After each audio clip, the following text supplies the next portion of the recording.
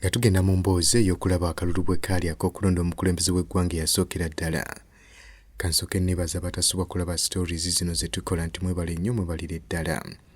Nammwe abalanga naffe kye mukola kya ttendera ky'amaanyi. Okuli Hilltop View Hotel e Mbale. Hamuhena Art ng'ono asobolera ddala okukuba ina mu design ez'enjawulo ng'ate asobola okukusanga wonna w'oli.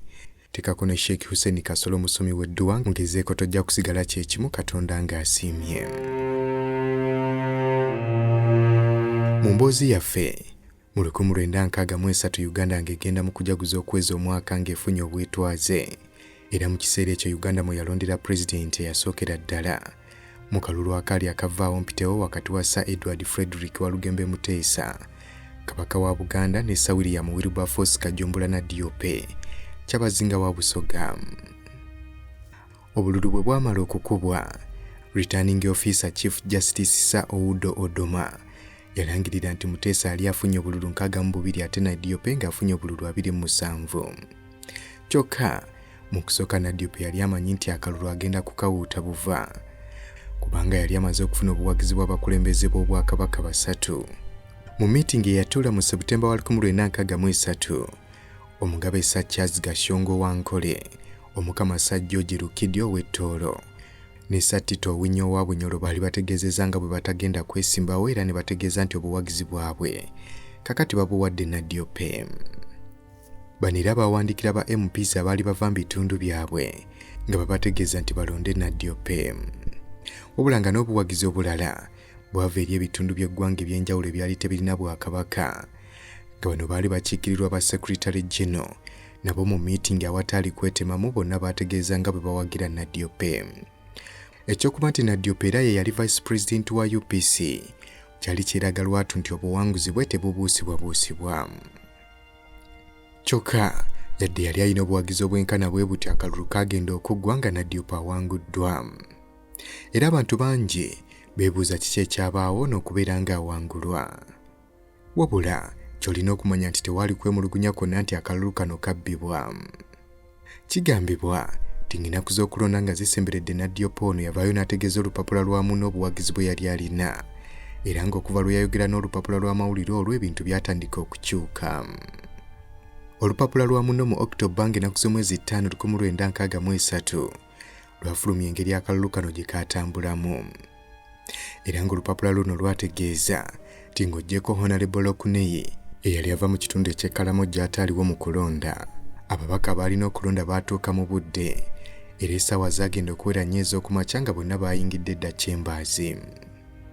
Returning Officer Udoma naye yatuuka nga yeenaanisa essuuti ye ya bbulaaka bw'atyo n'ayitiramu ababaka bano amateeka n'emitendera mwe bagenda okuyita okulonda. Yabategeeza nti balina kulonda omuntu omu ku abo abaali beesimbyewo era nga baali bawandiikiddwa ku kapapula akaali kateereddwa ku mmeeza ye.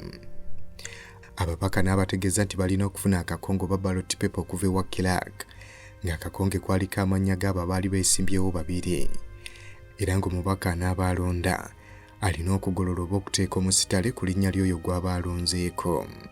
Olwo ng'omubaka bw'amala okulonda akalulu akateeka mu bookisi yali ku mmeeza era n'abategeeza nti ba MPs bonna ng'amannya gaabwe gatandika ne leeta A okutuuka ku leeta L balina kutuula ku ludda lwa opposition ate abalina amannya gaabwe nga gatandika ne leeta M okutuuka ku Z nga baakutuula ku ludda lwa gavumenti era nga bwe baamala okukikola omu ku omu ne batandika okulonda. Oluvannyuma Returning Officer ng'ayambibwako Clark baatandika okubala obululu buno ng'ebyavaamu byalaga nti Kabaka Muteesa ye yali omuwanguzi. Kyokka amawulire g'obuwanguzi gaalwawo okutuuka kw'abo abaali wabweru wa Paalamenti nga balinze era bonna baakanyanga kulinda ng'emitima gijula kubabuukamu. Okuzzaayo emabega ababaka bwe baamala okuyingira Chamber okulonda, enkumi n'enkumi z'abantu zaali wabweru nga zirinze wabula nga ne poliisi yali bulindaala okulaba nga tewali n'omu ayingira munda nga n'abamawulire abaali bakkirizibwanga okugendayo ku olwo tebabakkiriza. Olwo abawagizi ba Muteesa ne DOP baalinga balabibwa batuula obufoofufu ssaako n'okutambula kuno na kuli. Bano baba bali awo nga zireeta Hajji Abbas Kibazo Omuganda yali awagira na DOP nga abawagizi ba Muteesa ne DOP olwamukubako eriiso abamu ku bo baamwesibako era baamuwulira mu kusaaga ng'agamba banne Kabaka yekka tiyadde bawangudde tebalina kusanyuka nnyo era ng'ebigambo bye byaleetera abawagizi okubeera nga bakkakkana ku mitima weewaawo era baali tebannakakasa. Ku ssaawa 4:40 ababaka abaali bava okulonda baali batandise okuva mu chambers olwo era nga abawagizi abaali wabweru nga tebannamateera byali bivudde mu kalulu kano kati babuuka olukomero olwali lutaddewo bagende batuukirira ababaka bano. Ekyasinga okwongera okuteekawo embeera y'obunkenke kwe kuba nti buli mubaka eyafulumangayo ng'alinnya emmotoka ye ng'abulawo. Olwo nno abantu batandika okuva mu buntu ne batandika okulangira poliisi nti erabika erina kyekweka.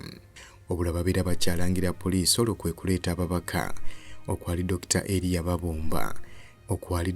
Babomba ne Peter Serumaga. Wabula nga ku mulundi guno ab'amawulire tebaabirinda baayita mu nkwawa z'abasirikale ne bagenda okusisinkana ababaka bababuulire ekyali kibadde mu kulonda. Wano Dr. F.G. Sembeeguya we yalangiririra nti Ssaabasajja ali kungulu. Olwo okujaguza n'ebivulu ne bitandika okubeera nga biyita nga n'olupapula lwa muno lwafulumya omutwe ogwali gugamba ye yekka mu Uganda yonna. Tebaakoma okwo ne bongerezaako nti nannyini ensi eno Edward Frederick Luwangula Mutebi Magulunnyondo Ssaabasajja Kabaka wa Buganda awangudde obwa pulezidenti bwa Uganda mu buwanguzi obwa waggulu ennyo.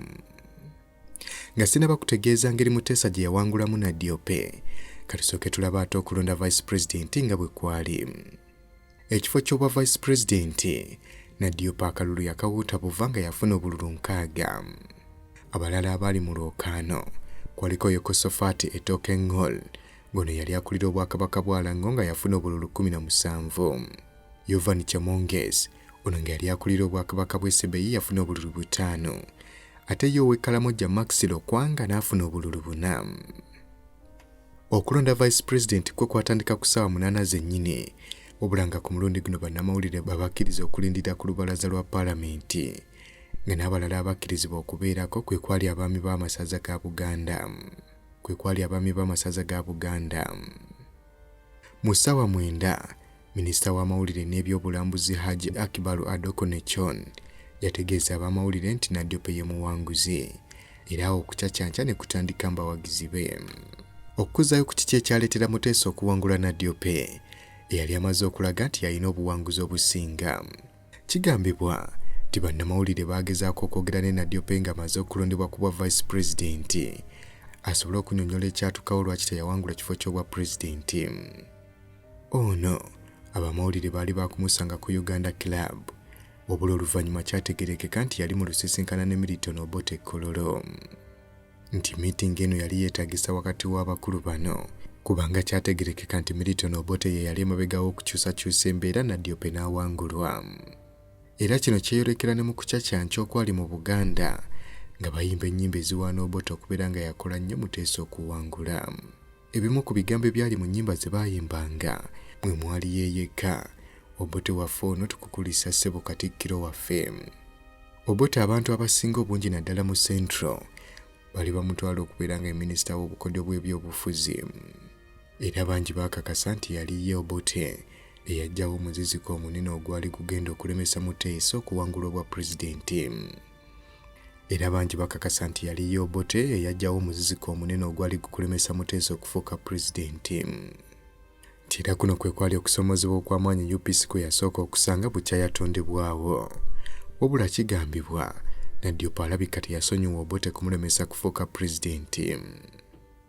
Kyokka ensonga eyali emabega Obote okubeera nga yasalawo Muteesa wangula akalulu, Obote yali akimanyi nti singa Muteesa yawangulwa tebyali badde byangu naddala ekyokuba nti Buganda ye yalina ebintu eby'omuzinzi Uganda kwe yali etambulira nti era kyalikosezza nnyo Uganda eyali yakeetongola.